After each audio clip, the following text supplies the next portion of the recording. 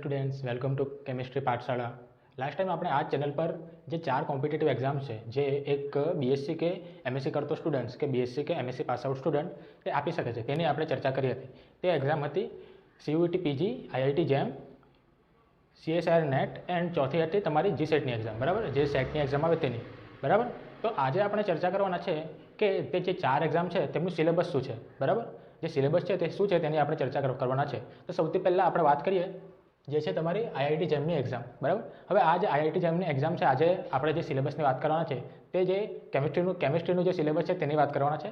બરાબર, તો જે કેમિસ્ટ્રીનું જે સિલેબસ છે તેની જ આપણે આજે વાત કરવાના છે. બરાબર, તો કેમિસ્ટ્રીનું સિલેબસની જો વાત કરીએ તો કેમિસ્ટ્રીના સિલેબસમાં 3 જે કેટેગરી છે તે પડે છે, જે આપણને ખબર જ છે.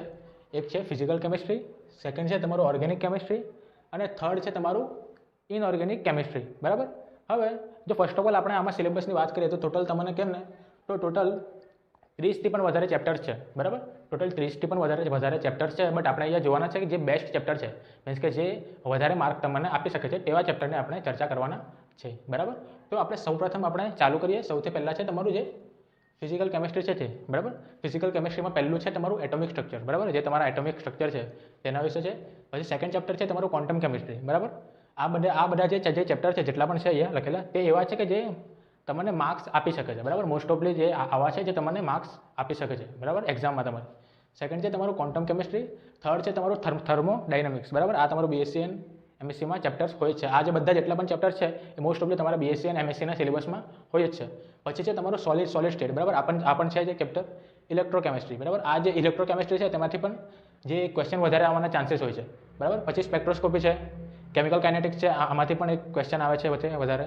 પછી છે સરફેસ કેમિસ્ટ્રી. બરાબર, મીન્સ કે આ જે છે ચેપ્ટર તેમાંથી મોસ્ટ ઓફલી ફિઝિકલ કેમિસ્ટ્રીમાંથી જે ક્વેશ્ચન છે તે આવવાના ચાન્સીસ હોય છે. પછી અહીંયા જુઓ, સેકન્ડ છે તમારું ઓર્ગેનિક કેમિસ્ટ્રી. બરાબર, ઓર્ગેનિક કેમિસ્ટ્રીમાં પહેલું છે જીઓસી. જે આપણે કહીએ ને જેટલા પણ ચેપ્ટર્સ છે, આ જે જેટલા પણ ચેપ્ટર્સ છે તેમાંથી જે આઈઆઈટી જેમની એક્ઝામમાં છે તેમાંથી સૌથી વધારે જે માર્ક્સ છે ને, ટોટલ 100 માર્કનું પેપર હોય છે, તેમાંથી લગભગ ઓલમોસ્ટ 11 થી 12 માર્કનું જેટલું આજે જીઓસી એન્ડ સ્ટીરિયો કેમિસ્ટ્રીમાંથી પૂછાય છે. બરાબર, આજે જીઓસી એન્ડ સ્ટીરિયો કેમિસ્ટ્રી શું છે તો સ્ટીરિયો કેમિસ્ટ્રી તો તમને ખબર જ છે. બાકી વાત કરીએ આપણે જીઓસીની, તો જીઓસી મીન્સ થાય છે જનરલ ઓર્ગેનિક કેમિસ્ટ્રી. બરાબર, જેમાં તમે રેઝોનન્સની વાત કરો છો, ટોટોમરાઇઝેશનની વગેરે આવી બધી વાત કરો છો. પછી તમે એસિડ બેઝ થઈ ગયું. બરાબર, પછી જે પીકે વેલ્યુ છે, બરાબર, કે વેલ્યુ છે, આ બધાની આપણે વાત કરીએ છીએ જીઓસીમાં. બરાબર, આને છોડીને પણ જીઓસી બહુ મોટું છે. બરાબર, જ્યારે આપણે સિલેબસ ચાલુ કરશું ત્યારે આની ચર્ચા કરીશું. પછી છે થર્ડ છે રિએક્શન મેકેનિઝમ. આથી પણ ઘણા બધા ક્વેશ્ચન આવે છે. પછી છે આલ્કેન, આલ્કિન, આલ્કાઇન્સ. આ બધાને તમારે સાથે જ જોવાનું છે, આલ્કેન, આલ્કાઇન્સ અને આલ્કાઇન્સ. પછી જે તમારા એરોમેટિક કમ્પાઉન્ડ છે તે, અને તમારા જેટલા પણ ફંક્શનલ ગ્રુપ છે તે. બરાબર, જેટલા પણ તમારા ફંક્શનલ ગ્રુપ છે, જેવી રીતે તમારું કીટોન થઈ ગયું, પછી આલ્ડીહાઇડ થઈ ગયું, આલ્કોહોલ થઈ ગયું, કાર્બોક્સિલિક એસિડ થઈ ગયું, બરાબર, એસ્ટર થઈ ગયું. આ જેટલા પણ ફંક્શનલ ગ્રુપ છે તે બધાના ડેરિવેટિવ તમને યાદ રહેવો જોઈએ. શું છે? તો બધાના ડેરિવેટિવ તમને યાદ રહેવું જોઈએ. હવે ડેરિવેટિવ મતલબ શું? તો ડેરિવેટિવ મીન્સ કે જે આપણે તેની જે આ પર્ટિક્યુલર કમ્પાઉન્ડવાળા સમજી લો કે કીટોન થઈ ગયો, પછી કીટોનના જે બીજા જે કમ્પાઉન્ડ છે જેવા કે એસિટોન થઈ ગયા, કે પછી જે તમારા આલ્ડીહાઇડમાં બેન્ઝાલ્ડીહાઇડ વગેરે વગેરે, તો તેમના ડેરિવેટિવ મીન્સ કે તેમની જે રિએક્શન છે, જે તેમની આપણે કરીએ છીએ કે હેલોજિનેશન, નાઇટ્રેશન, સલ્ફોનેશન, પછી એસાઇલેશન, આલ્કાઇલેશન. બરાબર, આ બધી જે રિએક્શન છે, આ જે બધી રિએક્શનથી જે પ્રોડક્ટ મળે છે તે મળે છે તમને ડેરિવેટિવ્સ. બરાબર, તો તે તમને ખબર રહેવું જોઈએ બધાને. પછી છે નેમ રિએક્શન. બરાબર, નેમ રિએક્શન પણ એક બહુ મોટું ચેપ્ટર છે ને આમાંથી પણ ક્વેશ્ચન પૂછાય છે. તમારું આઈઆઈટી જેમનું ટોટલ 100 માર્કનું જે પેપર હોય છે, 100 માર્કમાંથી મેં તમને આ તો કહી દીધું કે 11 થી 12 માર્કનું પૂછાય છે. બરાબર, પછી આ જે છે આમાંથી પણ 6 થી 7 માર્કનું પૂછાય છે. જે આપણે કેટલા માર્કનું શું પૂછાય છે તે આપણે આગળ જોશું. પછી છે તમારો ઓર્ગેનિક સ્પેક્ટ્રોસ્કોપી. બરાબર, ઓર્ગેનિક સ્પેક્ટ્રોસ્કોપી પણ પૂછાય છે. પછી છે તમારા આલ્કાઇલ એન્ડ એરાઇલ હેલાઇડ. જેવી રીતે મેં કીધું તેવી રીતે આ જે છે, આ પહેલું, આ બીજું, આ ત્રીજું અને આ ચોથું ચેપ્ટર, આ બધાને તમારે સાથે જ જોવાના છે. બરાબર, પછી આપણે વાત કરીએ જે થર્ડ જે આપણું જે સબ્જેક્ટ છે, આમાં જે 3 સબ્જેક્ટ પડે છે તેમાં જે થર્ડ છે તમારું ઇનઓર્ગેનિક કેમિસ્ટ્રી. ઇનઓર્ગેનિક કેમિસ્ટ્રીમાં પહેલું છે પિરિયોડિક ટેબલ એન્ડ પ્રોપર્ટીઝ. જે પિરિયોડિક ટેબલ્સની જે પ્રોપર્ટી છે, ક્યારે બેક બોન્ડિંગ વધે છે, ક્યારે બેક બોન્ડિંગ ઘટે છે, આયોનાઇઝેશન એનર્જી થઈ ગઈ, ઇલેક્ટ્રોન એફિનિટી થઈ ગઈ. બરાબર, આવી રીતે જેટલું પણ છે કે ક્યારે પછી જે 4 છે, ક્યારે મેટેલિક કેરેક્ટર વધે છે, ક્યારે મેટેલિક કેરેક્ટર ઘટે છે, આ બધું તમને ખબર રહેવા જોઈએ. કેમ? આ periodic properties and periodic table જે છે તે. પછી છે તમારું કેમિકલ બોન્ડિંગ. કેમિકલ બોન્ડિંગમાં આપણે જે ઇનઓર્ગેનિકના જે સ્ટ્રક્ચર આવે છે તે આપણે જોઈશું કે કયો ટીબીપી કોણ છે આપતું, પછી ટેટ્રાહેડ્રલ કોણ છે આપતું, પછી પેન્ટાગોનલ બાય પિરામિડલ થઈ ગયું. જેવી રીતે જે ઘણા બધા જે સ્ટ્રક્ચર છે તે સ્ટ્રક્ચર કેવી રીતે મળે છે અને કયા કમ્પાઉન્ડ કયું સ્ટ્રક્ચર આપે છે તે આપણે જોઈશું કે એમાં કેમિકલ બોન્ડિંગમાં. પછી છે તમારું એસપીડી એન્ડ એફ બ્લોક, બરાબર. આ જે છે એસપીડી અને એફ બ્લોકનું પણ તમને જોવાનું છે. આ પણ શેના છે? પિરિયોડિક ટેબલના છે, બરાબર. પછી છે કોઓર્ડિનેશન કેમિસ્ટ્રી. કોઓર્ડિનેશન કેમિસ્ટ્રીમાંથી IIT જેમમાં પણ ક્વેશ્ચન આવે છે, બટ આટલા બધા આવતા નથી, બરાબર.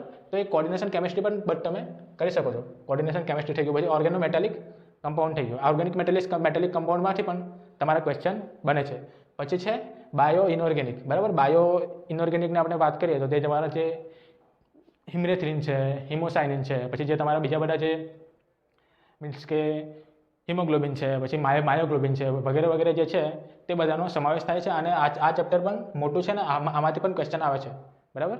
પછી છે જે ન્યુક્લિયર કેમિસ્ટ્રી છે તમારે, તેમાંથી પણ ક્વેશ્ચન આવે છે. અને લાસ્ટ છે તમારા ક્વોલિટેટિવ એનાલિસિસ. આપણે જે TY BSc કહેવો કે SY BSc કહેવો કે તમારા BScમાં પ્લસ MScમાં પણ જે તમારા જે પ્રેક્ટિકલ્સ આવે છે, જે ઇનઓર્ગેનિક ક્વોલિટેટિવ એનાલિસિસ આપણે કહે છે, બરાબર ને. તો તેનાથી જ આમાં પણ ક્વેશ્ચન બને છે. જે ઇનઓર્ગેનિક ક્વોલિટેટિવ એનાલિસિસમાં જે રિએક્શન્સ આવે છે, બરાબર, તો તેનાથી પણ આના જે ક્વેશ્ચન છે તે બને છે, બરાબર. તો આ થઈ ગયું તમારું જે IIT જેમનું હતું તે. હવે નેક્સ્ટ આપણે વાત કરીએ CUET PG.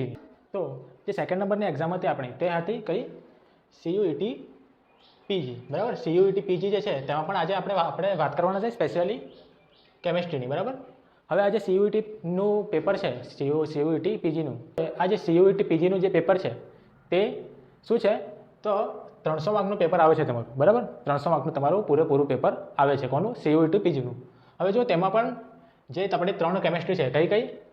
ફિઝિકલ, ઓર્ગેનિક અને તીસરી છે ઇનઓર્ગેનિક, બરાબર. તે 3 કેમિસ્ટ્રીનો સમાવેશ થાય છે. હવે તેમાં જોઈએ આપણે ફર્સ્ટ ફિઝિકલ કેમિસ્ટ્રી. તો જે IIT જેમની જે એક્ઝામમાં કેટલાક ટોપિક હતા તે આમાં પણ સિમિલરલી આવે છે, બરાબર.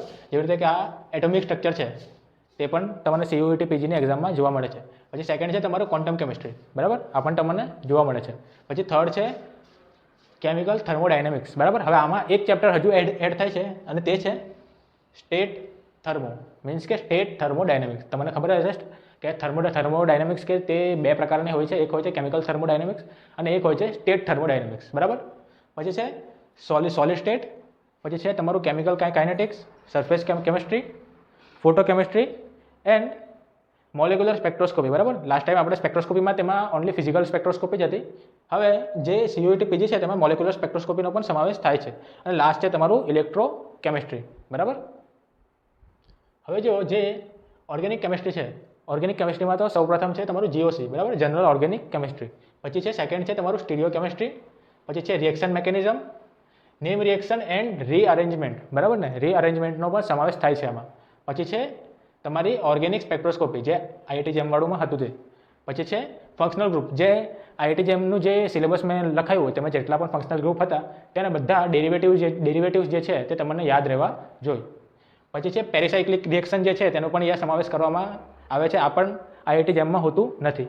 પછી છે જે પોલિમર કેમિસ્ટ્રી છે, પોલિમર કેમિસ્ટ્રીનો પણ સમાવેશ કરવામાં આવે છે, બરાબર.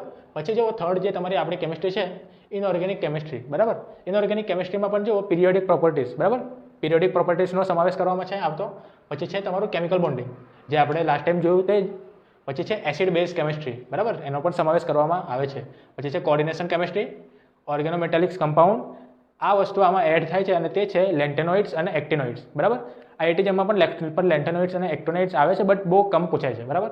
તો શું છે? લેન્ટેનોઇડ્સ અને એક્ટિનોઇડ્સનો પણ CUET PGમાં સમાવેશ કરવામાં આવે છે. પછી છે બાયો ઇનઓર્ગેનિક, ન્યુક્લિયર કેમિસ્ટ્રી. પછી છે તમારું મેઇન ગ્રુપ, આનો પણ સમાવેશ CUET PGમાં કરવામાં આવે છે. મેઇન ગ્રુપ મીન્સ કે તમારા જે 4 જે ગ્રુપ છે, તમારા જે પિરિયોડિક ટેબલમાં જે 4 ગ્રુપ છે તેમાંથી જે 2 ગ્રુપ છે તેને મેઇન ગ્રુપ કહેવામાં આવે છે. અને કયા છે તે? તો તે જે તમારા S બ્લોક અને P બ્લોક છે તેને, બરાબર. પછી છે લાસ્ટ છે તમારો નોબેલ ગેસીસ, બરાબર.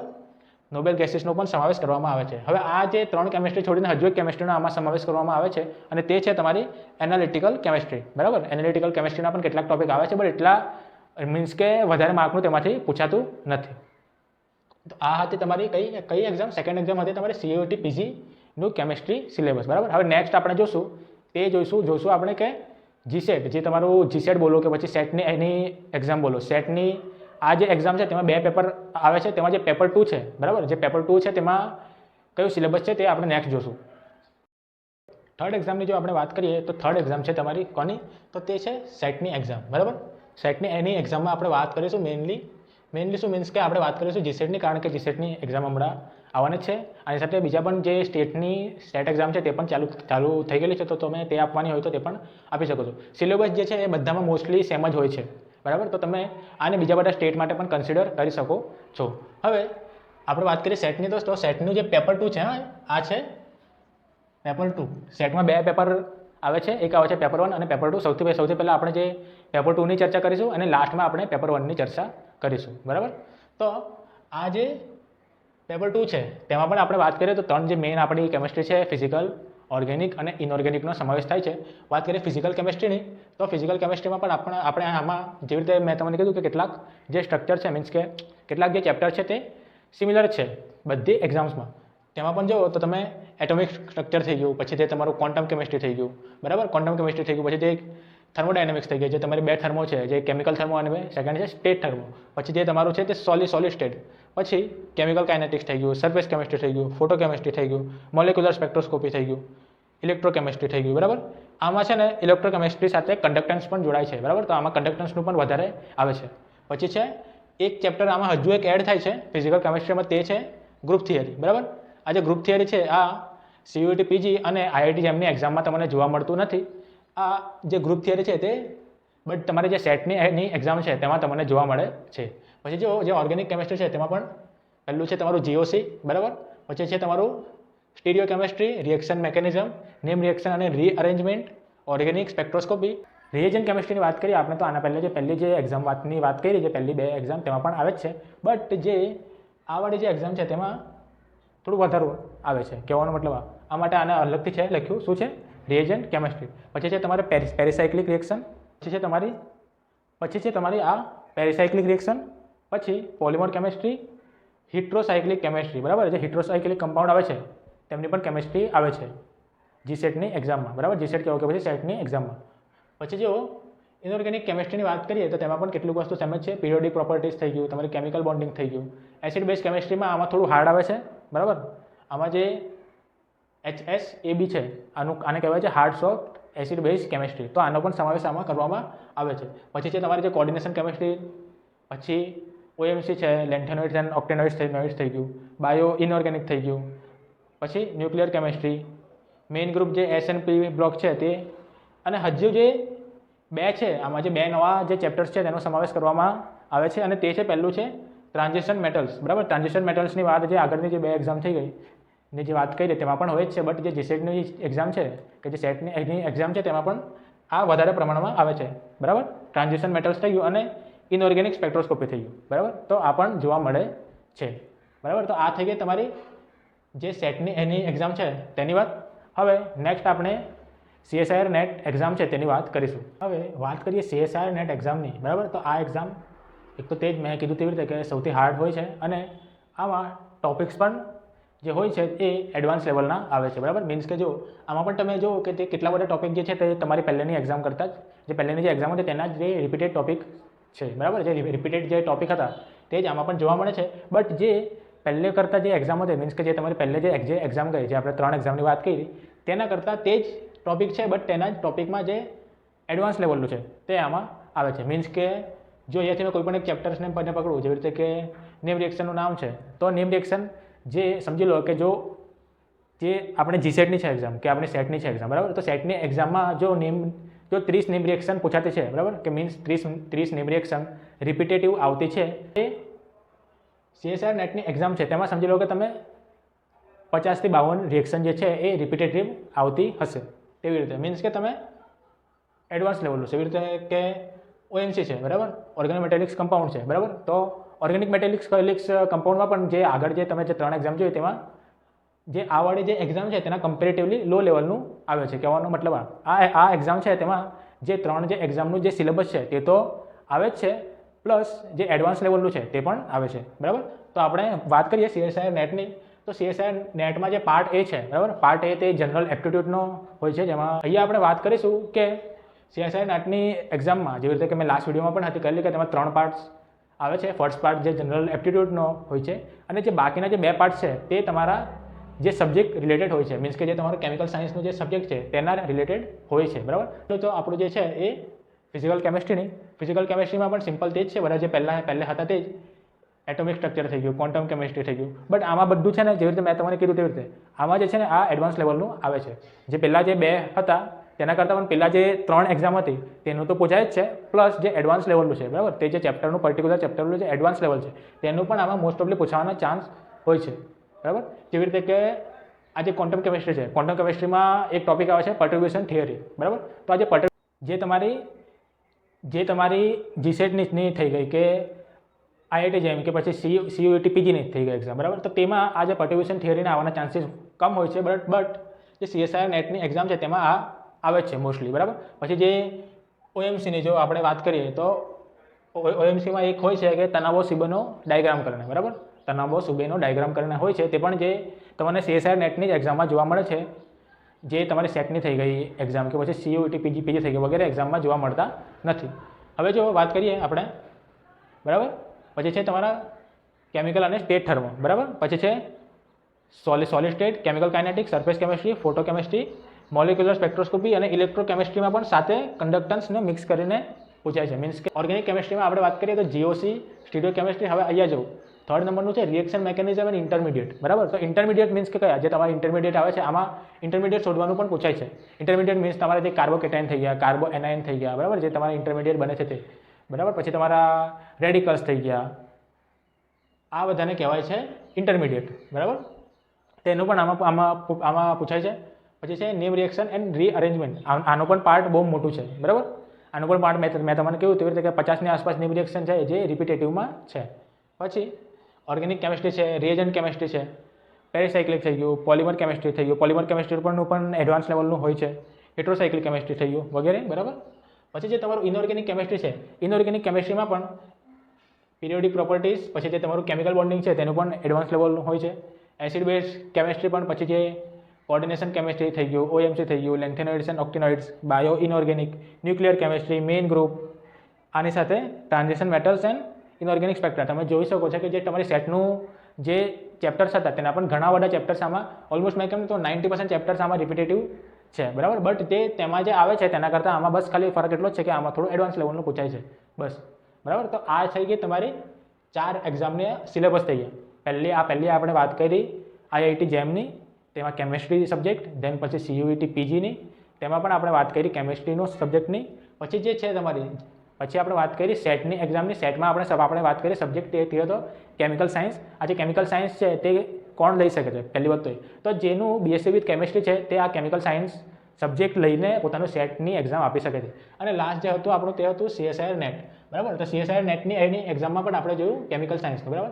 હવે ઇફ તમારું કેમિસ્ટ્રી વિથ ફિઝિક્સ છે તો તમે ફિઝિકલ સાયન્સમાં એપ્લાય કરી શકો છો.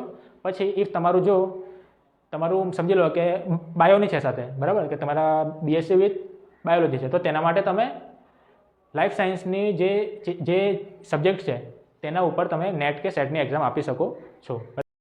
સ્ટુડન્ટ્સ, નેક્સ્ટ આપણે હમણાં વાત કરવાના છે તે છે સેટ પેપર 1ની. મીન્સ કે સેટ પેપર 1માં કયા ચેપ્ટર્સ આવે છે, બરાબર. તો આ જે સેટ પેપર 1 છે એ 100 માર્કનું પૂછાય છે, બરાબર. જે પેપર 2 છે સેટનું પેપર 2 તેની ચર્ચા આપણે ઓલરેડી કરી ચૂકી છે. તેની ચર્ચા પહેલે કરવાનું કારણ આ જ હતું કે જે બીજી બધી પણ આપણી જે એક્ઝામ હતી તેના જે કેટલાક ચેપ્ટર હતા તે સેટની સાથે પણ મિક્સ આઉટ થતા હતા, બરાબર. હવે વાત કરીએ કે સેટ પેપર 1ની, તો આ જે છે ને આ એક જનરલ પેપર હોય છે જે જેટલી પણ જે બીજા બધા જે સબ્જેક્ટ છે જેના પર એક્ઝામ આપે છે, જેવી રીતે કે કેમિકલ સાયન્સનું આપણે જોયું તેવી રીતે ફિઝિકલ સાયન્સ થઈ ગયું, લાઈફ સાયન્સ થઈ ગયું, બરાબર. તો જેટલી પણ જે જીસેટના જે ચેપ્ટર છે સમજી લો કે આઈ થિંક 20 થી 25 કે તેનાથી ઉપરથી પણ સબ્જેક્ટ હશે, તે બધા સબ્જેક્ટનું એક જનરલ પેપર હોય છે તેને કહેવાય છે સેટ પેપર 1, બરાબર. તે જે બધામાં સરખું જ આવે છે, બરાબર. હવે જો સેટ પેપર 1ના ચેપ્ટર્સમાં તો સૌથી પહેલું છે ટીચિંગ એપ્ટિટ્યૂડ, બરાબર. ટીચિંગ એપ્ટિટ્યૂડ તમે કરી શકો છો, બટ આ જે ચેપ્ટર છે આ બહુ ઇઝી માનવામાં આવે છે, બરાબર. આ જે ચેપ્ટર છે આ ઇઝી માનવામાં આવે છે. ઇફ તમે આમાં જે ક્વેશ્ચન આવતા હોય છે તે કહે ને કે તમે લોજિકલી પણ તમે આવવાના જે ચેપ્ટર્સ આના જે ક્વેશ્ચન છે તેને હલ કરી શકો છો, બરાબર. તો તમે એકવાર આને જે ક્વેશ્ચન આવતા છે તેને તમે લોજિકલી પણ હલ કરી શકો છો. તો આ કારણે આ જે ચેપ્ટર છે તમે જો પ્રિપેરેશન કરો તો એમાં સારા એવા માર્ક્સ લાવી શકો છો, બરાબર. સેકન્ડ છે તમારું રિસર્ચ એપ્ટિટ્યૂડ, બરાબર. રિસર્ચ એપ્ટિટ્યૂડ આવડું ચેપ્ટર, આજે જેટલા પણ ચેપ્ટર જે લખેલા છે 10 ચેપ્ટર, તેમાંથી સૌથી લાંબુ ચેપ્ટર તમે આને કહી શકો છો, બરાબર. સૌથી લાંબુ ચેપ્ટર છે અને જે છે આના હાર્ડ તો નહીં બટ સૌથી લાંબુ છે, લેન્ધી ચેપ્ટર તમે આને કહી શકો છો. કયું છે તમારું સેકન્ડ ચેપ્ટર જે છે રિસર્ચ એપ્ટિટ્યૂડ. થર્ડ છે રીડિંગ કોમ્પ્રિહેન્શન, બરાબર. રીડિંગ કોમ્પ્રિહેન્શન શું છે? તો જે આપણે બાળપણમાં જે આવતું હતું ખબર, તમને ખબર હશે કે ગદ્ય સમીક્ષા, બરાબર. ગદ્ય સમીક્ષા કરીને આવતું હતું, જેમાં એક મોટો એક ફકરો હતો રહેતો, એન્ડ તેમાંથી જ ક્વેશ્ચન પૂછેલા રહેતા અને તેના જવાબ તે જ જે પર્ટિક્યુલર ફકરો છે તેમાં જ લખેલા રહેતા હતા, બરાબર. તો તે જ છે તમારું રીડિંગ કોમ્પ્રિહેન્શન. હવે જુઓ, આ જે રીડિંગ કોમ્પ્રિહેન્શન છે આમાં લગભગ તમારું જે પેપર છે તેમાં લગભગ દોઢ પેજ જેટલાનું આ જે રીડિંગ કોમ્પ્રિહેન્શન છે, મીન્સ કે જે પેરેગ્રાફ છે તે આવતો છે. પછી આપણે વાત કરીએ, આ થઈ ગયું રીડિંગ કોમ્પ્રિહેન્શન. લોજિકલ રિઝનિંગ, બરાબર. લોજિકલ રિઝનિંગ તમને વાંચવા પડશે. આ ચેપ્ટર પણ ઇઝી છે આવતું મોસ્ટ ઓફલી, બટ કોઈ વખત આમાંથી પણ હાર્ડ ક્વેશ્ચન પૂછાઈ જતા છે, બરાબર. તો આના પણ તમે પ્રિપેરેશન કરી શકો છો. Communication one of the easy chapter, સૌથી ઇઝી મેં કહી શકું કે જો તમને પેરેગ્રાફ રાઇટિંગવાળું છે, પેરેગ્રાફ રાઇટિંગ કયા કરું, રીડિંગ કોમ્પ્રિહેન્શનનું ચેપ્ટર પછી જો આપણે કહીએ રીડિંગ કોમ્પ્રિહેન્શનનું જે ચેપ્ટર છે, તેના પછી જો કોઈ ચેપ્ટર કે મેં ઇઝી છે તો તે છે કોમ્યુનિકેશન, બરાબર. પછી છે તમારું ડેટા ઇન્ટરપ્રિટેશન, બરાબર. જે આપણે જે બધા ગ્રાફવાળા જે સવાલ હતા જોતા, કે જેમાં એક પર્ટિક્યુલર એક ગ્રાફ આપેલો હોય છે, બરાબર ને. આવો કોઈ ગ્રાફ હોય છે આપેલો, આવો, પછી એક આવો હોય છે, પછી આવો હોય છે, એન્ડ તમને જે ક્વેશ્ચન પૂછેલા હોય છે, બરાબર. તો આવું જે છે તેને કહેવાય છે ડેટા ઇન્ટરપ્રિટેશન, બરાબર. પછી છે તમારું પીપલ ડેવલપમેન્ટ એન્ડ એન્વાયરમેન્ટ. આ ચેપ્ટર પણ મિડનું છે, આટલું બધું હાર્ડ પણ નથી ને આટલું બધું ઇઝી પણ નથી. આમાં બધા એક્ટ આવે છે, એન્વાયરમેન્ટને લઈને કે પછી પીપલને લઈને કે પછી ડેવલપમેન્ટને લઈને ઇન્ડિયામાં કયા કયા એક્ટ છે, એજ્યુકેશનને લઈને તમે કયા એક્ટ છે, તે બધું આપણે આમાં તમે મીન્સ કે તમે જ્યારે પ્રિપેરેશન કરશો તો આમાં જોઈ શકો છો, બરાબર. પછી હાયર એજ્યુકેશન સિસ્ટમ. આ જે હાયર એજ્યુકેશન સિસ્ટમ છે આને બે પાર્ટમાં વહેંચવામાં આવે છે. એક છે કરંટ, મીન્સ કે આપણા કરંટ ટાઈમમાં હાયર એજ્યુકેશન સિસ્ટમ કેવું છે, બરાબર. તેમાં જે આપણે છે જે એન્શિયન્ટ ટાઈમ હતો, બરાબર. એન્શિયન્ટ ટાઈમમાં જે આપણું જે હાયર એજ્યુકેશન છે તે કેવી રીતે ચાલતું હતું, બરાબર. આવી રીતે બે પાર્ટમાં આને વહેંચવામાં આવેલું છે. એક છે એન્શિયન્ટ ટાઈમમાં જે આપણા ઇન્ડિયામાં જે હાયર એજ્યુકેશન ચાલતું હતું તે, અને સેકન્ડ છે જે કરંટ ટાઈમમાં જે આપણું હાયર એજ્યુકેશન સિસ્ટમ છે તે, બરાબર. તેનું પણ હોય છે. પછી છે ICT means information and communication technology, બરાબર. ઇન્ફોર્મેશન એન્ડ કમ્યુનિકેશન ટેકનોલોજી, આમાં તમે કોમ્પ્યુટર વિશે ભણશો. કોમ્પ્યુટર છે, કોમ્પ્યુટરના બધા પાર્ટ્સ થઈ ગયા. પછી જે વાયરસીસ છે, બરાબર, જે વેબસાઇટ્સ છે, પછી જે પેલા આપણે વેબસાઇટ્સ એન્ડ ઓલ છે, તે બધા વિશે તમે આમાં ભણશો, બરાબર. પછી છે તમારું નેક્સ્ટ છે એન્ડ લાસ્ટ છે મેથેમેટિકલ રિઝનિંગ. આને તમે કરવાનું તો કરી શકો છો, બરાબર. આમાં છે ને આને તમે કરી શકો છો, બટ આ પણ એક one of the difficult chapter છે. મીન્સ કે તમે કરવાનું તો કરી શકો છો, પણ જરૂરી નથી કે આમાં તમે જેટલું તમે કરેલું છે તેમાંથી જ પૂછાશે, બરાબર. જેવી રીતે તમે કેમ કે આમાં જે છે તે ક્વેશ્ચન છે એ બહુ ડિફિકલ્ટ બને છે. એક વાત કે આમાં જે મેથેમેટિકલ રિઝનિંગમાં જે ક્વેશ્ચન છે તે બહુ ડિફિકલ્ટ બને છે. સેકન્ડ, આ જે મેથેમેટિકલ રિઝનિંગ મતલબ શું છે, તમારે જે દાખલાઓ છે, બરાબર ને, જે સમ્સ છે તે આમાં કરવાના હોય છે, અને તે ટાઈમ પર તમારી પાસે મેઇન જીસેટની જે એક્ઝામ છે તેમાં પેપર 1 માટે તમે કહો 3 કલાકનું પેપર છે, તો આપણે માનીને ચાલીએ કે 1 કલાકમાં આપણને ફર્સ્ટ પેપર કરવાનું છે, તો તે 1 કલાકમાં આ જે છે એ વધારે ટાઈમ કન્ઝ્યુમિંગ તમે કહી શકો છો. મીન્સ કે આ ડિફિકલ્ટ પણ છે પ્લસ આ ટાઈમ કન્ઝ્યુમિંગ પણ છે. તો પણ તમે આને કરવાનું તો કરી શકો છો. જે મેઇન જે ટોપિક છે તે તમે કરી શકો છો. આ હતું તમારું જીસેટ બોલો કે પછી સેટ બોલો નું પેપર 1, બરાબર. હવે આપણે વાત કરીએ માર્ક્સ ડિસ્ટ્રીબ્યુશનનું, બરાબર. દરેક જેટલા પણ ચેપ્ટર છે તે બધાના 10 માર્ક ઇચ છે. મીન્સ કે જેટલા પણ તમને ચેપ્ટર દેખાય છે તેના 10 માર્ક ઇચ છે, અને 10 માર્ક પ્લસ 10 ચેપ્ટર્સ એટલે તમારે થઈ ગયા ટોટલ 100 માર્ક્સ, બરાબર.